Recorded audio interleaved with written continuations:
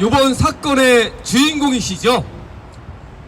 저는 아무리 그 지난 김건희 명품 수수 사건을 곱씹어봐도 너무 아직도 그 놀란 가슴이 아직도 가라앉지가 않습니다. 어떻게 강심장이신지 그 대통령 경호원들이 그 경호를 하고 또 검색까지 하고 있는 와중에 손목시계 몰카를 착용하고 김건희와 면담을 성사시킨 우리 목사님, 그 목사님께서 어떤 심정으로, 보통 사람들은 정말 생각지도 못한 일 아닙니까? 진짜 강심장이 아니면은 결코 해낼 수 없는 그런 역사적인 일을 해내셨는데요. 지금부터 역사의 주인공이신 최재형 목사님의 당시 심경과 왜 몰카로 김건희의 명품 수수 장면을 촬영할 수밖에 없었는지 그에 대해서 자세히 설명을 들어보도록 하겠습니다. 목사님 화이팅! 파이팅! 같이 들고 하는 거죠. 서울의 소리가 나와야지. 안녕하십니까. 먼저 본론을 얘기하기 전에 저는 미국에서 남북을 오가며 남북 화해와 협력 통일운동을 하는 그런 일을 하고 있습니다. 로컬 처치, 일반 교회 십자가 있는 예배당에서 목회하는 목사가 아니고 컨트리 미니스트라고 그럽니다. 이것도 목회의 일종입니다. 이것도 사회를 위해, 국가를 위해서 하는 것도. 그런데 한국에 와서 제가 10년 동안 외국 교포로서는 가장 많은 강연을 했다고 기자들이 그래요. 정말 제가 그걸 업을 삼아서 강연을 하고 있으니까. 그런 와중에 제가 서울의 소리를 어느 날 접했는데 너무 그 역할이 적나라하고 때로는 직설적이긴 하지만 일반 레거시 언론에서 하지 않는 엄청난 일들을 소소하게 감당하고 있더라고요. 그래서 제가 이 사건 말고도 오래전부터 서울의 소리를 제가 출연을 했어요. 북한에 이슈가 있을 때마다, 천안함 사건 이슈가 있을 때마다, 정광훈 이슈가 있을 때마다 출연을 했고, 초신님하고 둘이 방송을 진행한 적도 있었어요. 몇 년 전에도. 그런 와중에 대선 기간에는 6개월 동안 출연을 하고, 제가 왜 이 말씀을 드리느냐 하면 이 시간에도 서울의 소리와 관련된 어느 기자는 대통령의 출퇴근을 체크하고 점검하는 그런 일을 하는 분도 있고, 이 정권을 견제하고 감시하는 역할을 수백 명, 수천 명의 신문사, 방송국 직원들이 못다 하는 일들을, 안 하는 일들을 이 서울의 소리는 하고 있다 이 말입니다. 그래서 제가 미국에서 귀국하자마자 서울의 소리를 와서 이명수 기자를 찾아서 이 일을 제가 같이 하게 됐던 겁니다. 어느 누구하고도 이 일을 할 수가 없을 것 같아요. 서울의 소리만이 저와 이 일을 할 수 있을 것 같아서 제가 이렇게 서울의 소리와 서울의 소리를 통해서 제보를 하게 된 것입니다. 우리 사회자분께서 어떻게 강심장이길래 경호실 시스템을 뚫고 몰카를 찍었느냐 이런 말씀을 하셨는데, 사실 강심장이 아니에요. 저는 물론 이제 싸움도 잘하고 대범함도 있고 겁내는 게 없긴 하지만 왜 강심장까지 필요 없느냐? 김건희 여사가 본인의 권력으로 청와대, 대통령실의 모든 시스템을 사유화했고 집중화했고 그리고 독점했기 때문에 경호실 시스템도 과거의 청와대 경호실 시스템을 붕괴하고, 저 같은 케이스를 앞으로도 하기 위해서 그 과거에도 그렇게 했기 때문에 느슨하게 그 경호 시스템을 해체시켜 놓은 거지 제가 강심장이 아닌 겁니다. 무슨 말씀인지 아셨겠죠? 그렇기 때문에 저는 그냥 평범하게 손목시계처럼 접견장에 들어갔지만 경호원들이 또 몸수색을 하는 분들이 선물을 들고 간 사람한테 너무 막 몸을 더듬고 귀찮게 경호를 이렇게 몸수색을 하면 기분 나쁠 거 아닙니까? 에이 도로 갈랜다 하고 가면 안 되니까 기분 좋게 설렁설렁 경호를 몸수색을 한 겁니다. 그래서 접견이 가능한 거고 또 촬영이 가능했던 겁니다. 제가 김건희 여사에게 전하는 말씀이 있습니다. 김건희 여사님, 지금은 매우 고통스럽고 이 시간이 빨리 지나가기를 원하실 것이고 이것이 모든 국민들의 눈과 귀가 가려져서 빨리 이 폭풍이 지나가기를 바라시는 마음일 거를 저는 알고 있습니다. 그러나 훗날 시간이 지나고 퇴임한 이후에든 조금 시간이 지난 이후에 제가 고맙고 또 감사하다는 생각을 하시게 될 거예요. 왜냐하면 이런 방식이 아니었다면 경각심을 갖고 뼈를 깎는 자정 능력을 가지고 다시 신기일전하려는 마음을 먹었겠습니까? 똑같은 일을 또 반복하지는 않겠죠, 설마.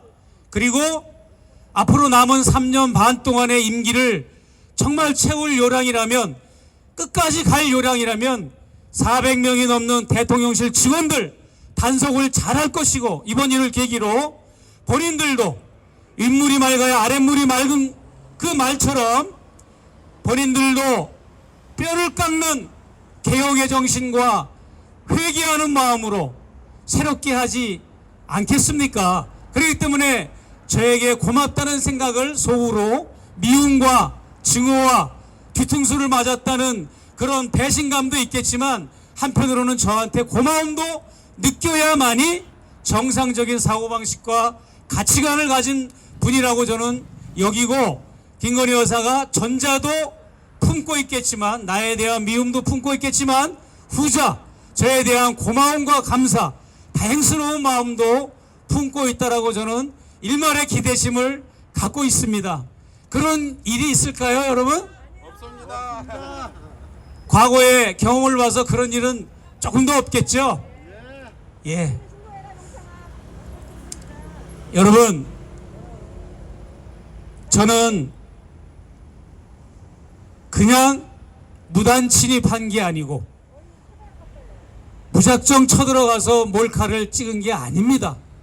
정상적으로 영부인의 초청과 몇 시 어느 장소로 오라는 연락을 직접 받고 찾아간 것이고, 또 직원들의 안내를 받아서 경호 절차를 밟아서 잘 정상적으로 접견을 한 것이지, 이것이 그냥 갑자기 저의 어떤 돌출 행동으로 인해서 이것이 촬영된 게 아님을 여러분은 알아주십사 하는 부탁이고요.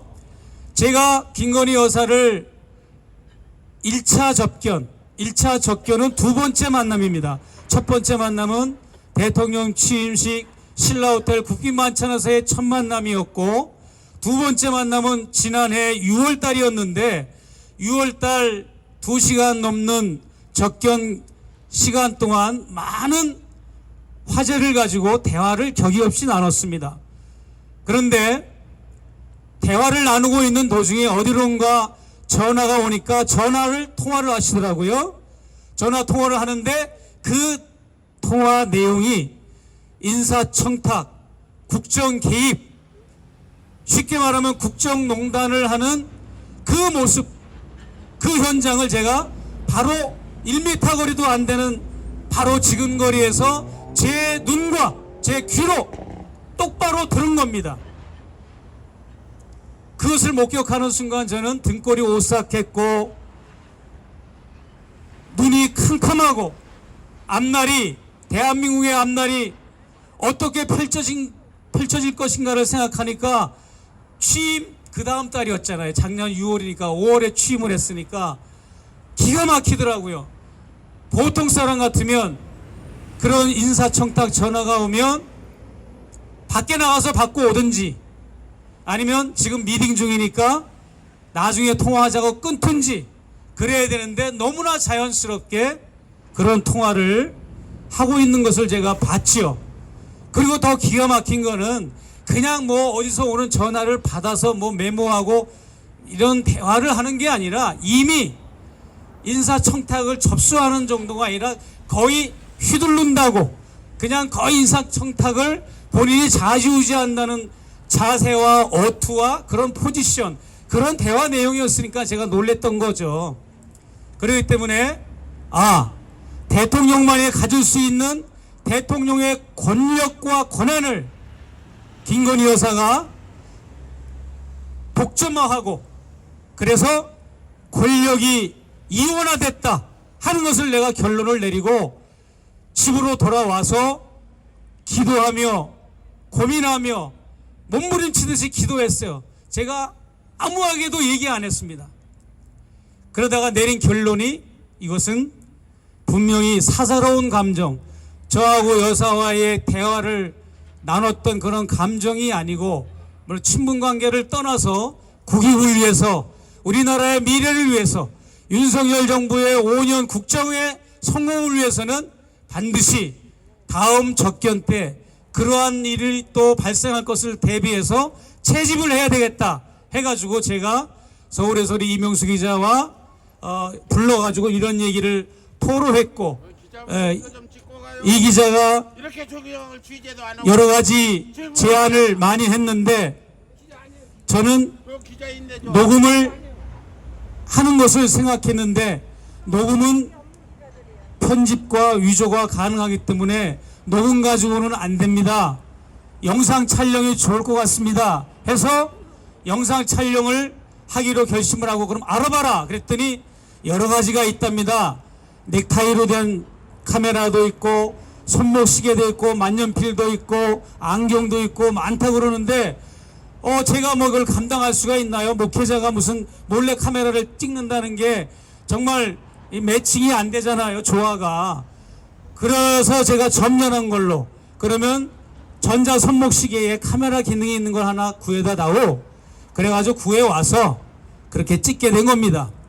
아니나 다를까 제가 9월 달에 접견을 두 번째 접견을 하면서 그때 한 30분가량 접견을 했는데 그때는 청탁을 하는 모습은 포착되지는 않았는데 김건희 여사가 본인이 대통령 자리에 올라서 대통령의 일을 행하고 있다는 것을 여러 표현으로 제 앞에서 나누는 것이 다행히 촬영 가운데 포착이 된 겁니다. 저는요 내가 이 자리에 있어 보니까 이 자리보다 더 무서운 말이 뭔지 아십니까? 더 놀라운 말이 있습니다. 내가 이 일을 해보니까 그랬어요.